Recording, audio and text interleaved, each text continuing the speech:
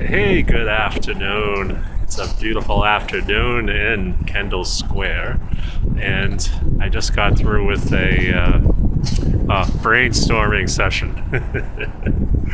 People ask, "Hey, look, what do you do? What do you do all day?" I said, I'm basically a hired gun, baby. I come over to MIT, Harvard. I whip people in shape, tell them what to do, and they fall in line basically. Not bad for some kid from Roslindale. But today's topic over at MIT was brainstorming again. Sounds like as a meteorological snowstorm on the way.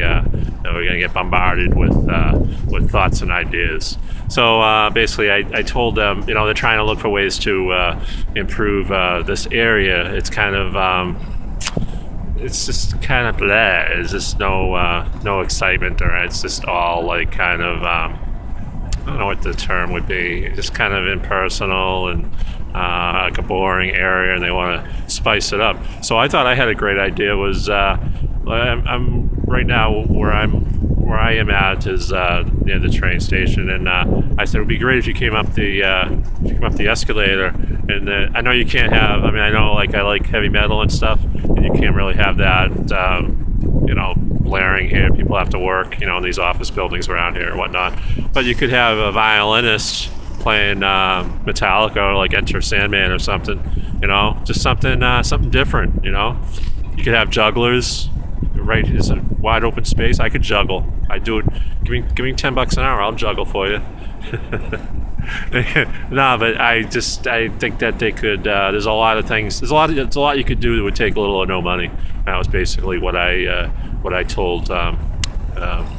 Some more of my ideas, which I can't divulge, or I would get shot. But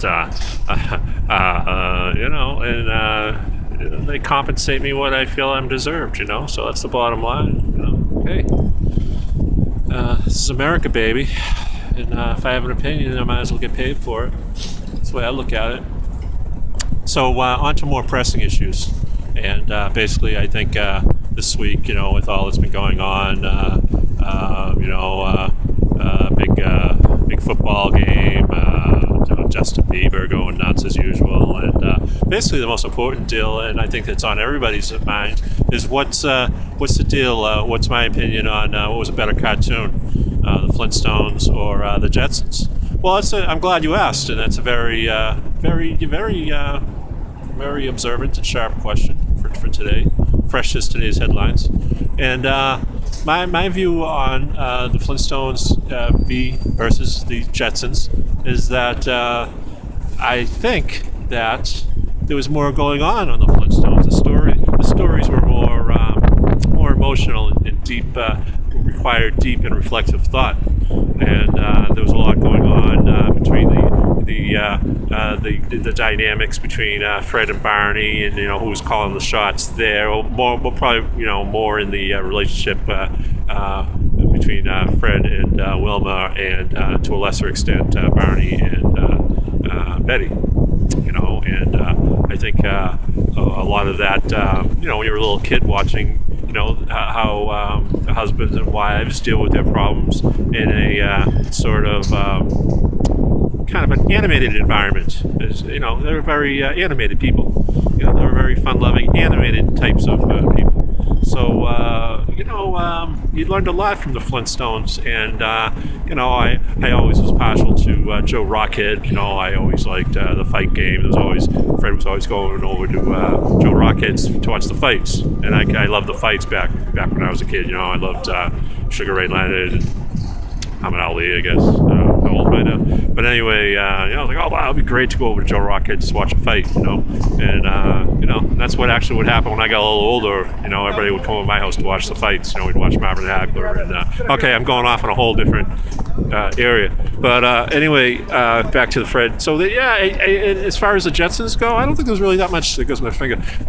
I don't think there was much going on in the Jetsons. I think there was just just bland. I like to watch the beginning when he whip out the wallet.